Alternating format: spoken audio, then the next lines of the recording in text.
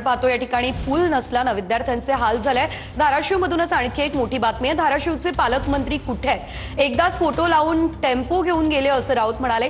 पालकमंत्री मुंबईमध्ये काय करताय? अशांना बडतर्फ करा ही मागणी राऊतांनी केली आहे। मुंबईमध्ये पुढच्या वर्षी दांडिया आणि गरबा करा असं संजय राऊत म्हणाले।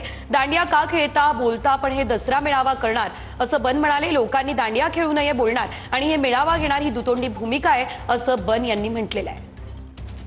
धाराशिवचे पालकमंत्री एकदा गेले 2 टेम्पो घेऊन आपले फोटो लावून।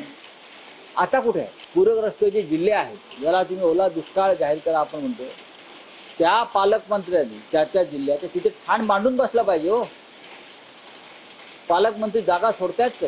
मुंबईला काय करतायत पालकमंत्री? कशा करताय नेमके पालकमंत्री? अशा मंत्र्यांना बडतर्फ केलं पाहिजे। हा सामाजिक राजकीय गुन्हा आहे, अमानुष आहे। काय करताय मुंबईत आपण? अहो, दांडिया नंतर करा। हो, पुढल्या वर्षी दांडियाला नाचतायत, आपापल्या भागातल्या दांड्यांच्या मध्ये जाऊन बसले आहेत। त्या गरब्याला काय तुमचा संबंध आहे?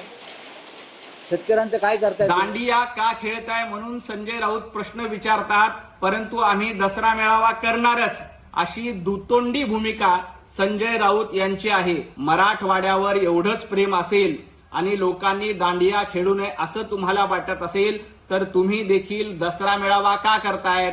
एका बाजूला आम्ही दसरा मेळावा करणार पण लोकांनी दांडिया खेळू नये असंही सांगणार। ही दुतोंडी भूमिका बंद करा। तुमच्यात हिंमत असेल तर दांडियाबद्दल न बोलता आपल्या दसरा मेळाव्याबद्दल संजय राऊत यांनी